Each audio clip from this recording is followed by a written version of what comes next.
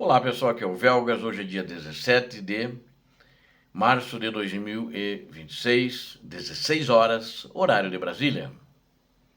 Carnificina em Kursk. Faz tempo que a gente não fala em Kursk, né? O massacre dos coreanos.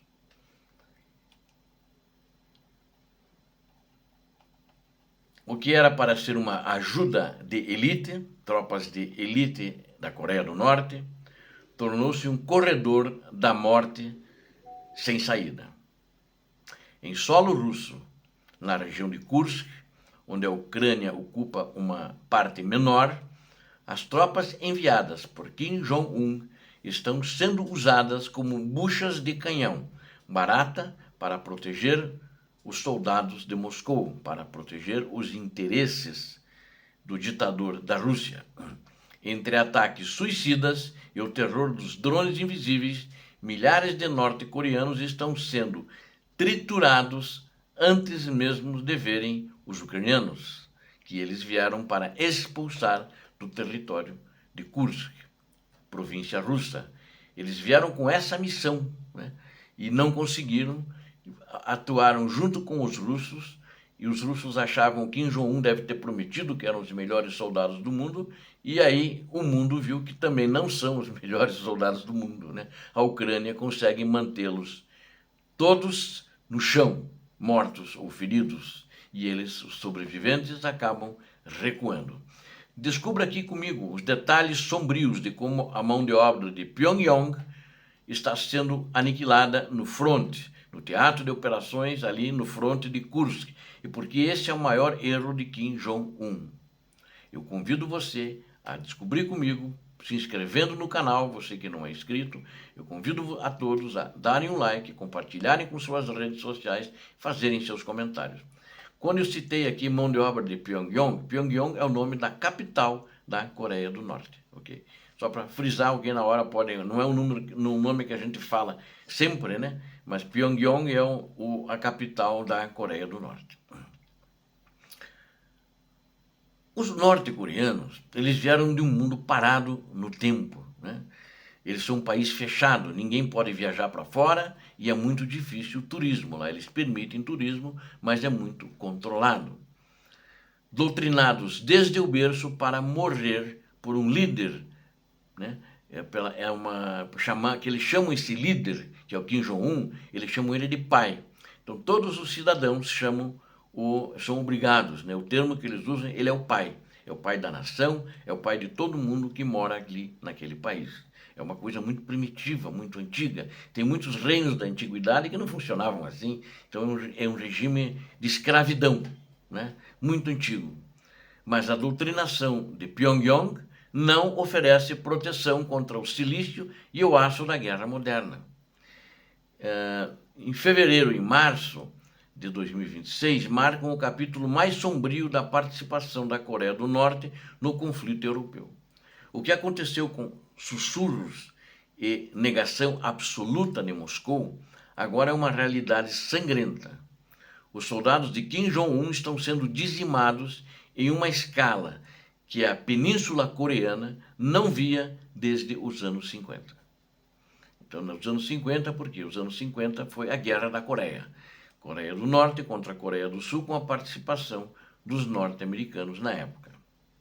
E o que acontece hoje lá, praticamente em Kursk, é o corredor da morte em Kursk. A maior concentração de tropas coreanas é detectada lá, e na região de Kursk. Ali, o comando militar russo, em um gesto de profundo desprezo pela vida humana, tal como ele faz em outros setores, né? Utiliza os norte-coreanos para os chamados ataques de carne moída. São ondas humanas enviadas para campos abertos com um único objetivo: fazer com que as defesas ucranianas revelem suas posições ao gastar munição. Então aí eles vão bombardear com a artilharia e mandar seus drones porque descobriram onde estão as posições ucranianas. O bucha de canhão, que vai como carne moída, serve para isso. Também, né? Não só para isso, mas também. Relatórios da inteligência sul-coreana e interceptações de rádio confirmam um cenário de horror. Estima-se que mais de 6.000 soldados norte-coreanos já foram riscados dos mapas de combate. Eles são jogados em batalhas sem suporte blindado, com uniformes russos que mal servem. E o mais grave, sem conseguir entender as ordens dos oficiais russos devido à barreira linguística. Isso aconteceu quando eles chegaram no início e continua acontecendo. Em um incidente brutal documentado por drones térmicos, uma companhia inteira do Storm Corps, né, chamada Storm Corps, a suposta elite de Kim Jong-un, foi aniquilada em menos de 15 minutos ao tentar cruzar um campo minado sob fogo de artilharia de precisão da Ucrânia. E eles também estão sentindo o choque tecnológico e a lavagem cerebral. Eles são assim que eles agem. Para esses soldados que viveram em um país onde a tecnologia é um luxo proibido, enfrentar enxames de drones FPV é uma experiência de terror absoluto. Prisioneiros capturados pelas forças ucranianas relatam que o zumbido dos drones é confundido com espíritos da morte, segundo eles. E isso apavora eles. Veja como são primitivos. A tática ucraniana é impiedosa. Drones de visão noturna caçam os norte-coreanos em suas trincheiras, enquanto eles tentam se aquecer. O despreparo é tamanho que muitos soldados coreanos foram vistos tentando derrubar drones com pedras ou as próprias mãos, desconhecendo o poder explosivo dessas máquinas. A coragem cega, fruto de décadas de lavagem cerebral, não é páreo para a inteligência artificial. O resultado não é uma batalha, é uma execução tecnológica em massa.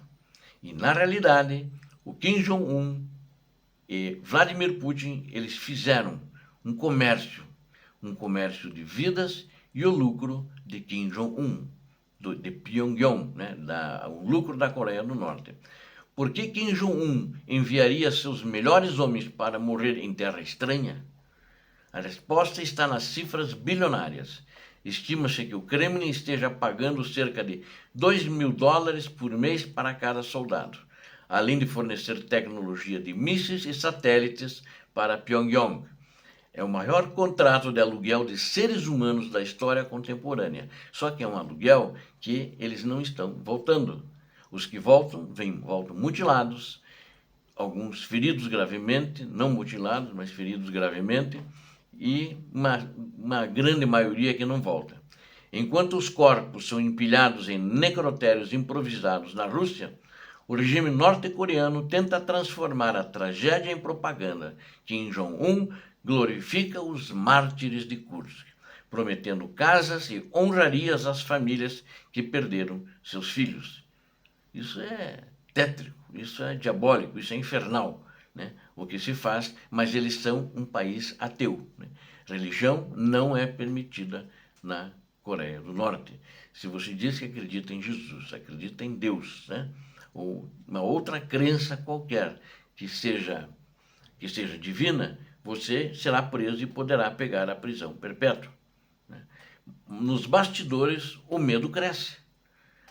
A inteligência ucraniana detectou um aumento nas tentativas de deserção. Soldados coreanos estão fugindo para as florestas russas, preferindo enfrentar o inverno rigoroso a serem estraçalhados nas trincheiras de Zelensky. Essa foi a situação. Eles preferem o frio a serem estraçalhados nas trincheiras. E muitos têm tentado se entregar e alguns conseguem se entregar.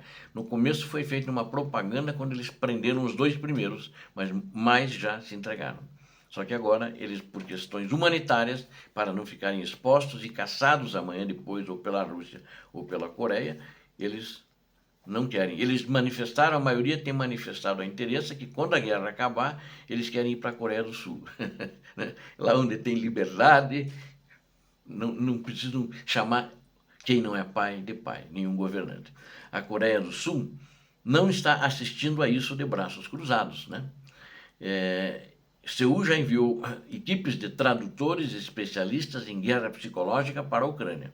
O objetivo é claro: convencer os soldados do norte a se renderem. A promessa de uma vida livre em Seul é a arma mais poderosa contra a propaganda de Kim, que em muitos casos está dando bons resultados.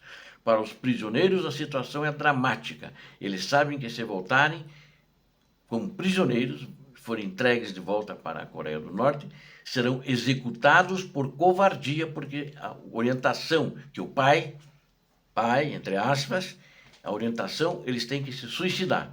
Eles levam granadas, mas a última granada, depois de eles jogarem nos ucranianos, tem que estourar na mão deles. Então, a covardia, na realidade, é do Kim Jong-un, o pai, né? A Ucrânia agora utiliza esses sobreviventes para enviar mensagens de volta à Coreia do Norte, furando o bloqueio de informação do regime e mostrando a verdade, que seus filhos não estão sendo heróis, estão sendo sacrificados por um ditador que vendeu suas vidas por tecnologia russa obsoleta, ainda da era soviética, de 40, 50 anos atrás. O experimento de Putin de usar mercenários ideológicos falhou miseravelmente. Esse experimento fascista nazista. Os guerreiros de Kim descobriram que a guerra do século XXI não se vence com gritos de guerra ou lealdade fanática, mas com tecnologia e inteligência. A região de Kursk tornou-se o túmulo de uma aliança desesperada entre dois tiranos, Putin e Kim, que preferem queimar seus povos a admitir a derrota. Enquanto o mundo observa o rastro de sangue jorrado das duas nações, que liga Pyongyang ao fronte ucraniano, através da Rússia, uma coisa fica clara: a Ucrânia não está apenas defendendo seu território, ela está desmascarando a fragilidade e a mentira dos impérios do medo.